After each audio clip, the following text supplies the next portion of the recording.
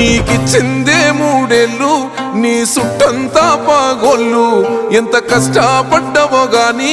తూడ్చావేమో కొన్నిళ్ళు కొమురెల్లి మల్లన్న తీరే నీ కోపము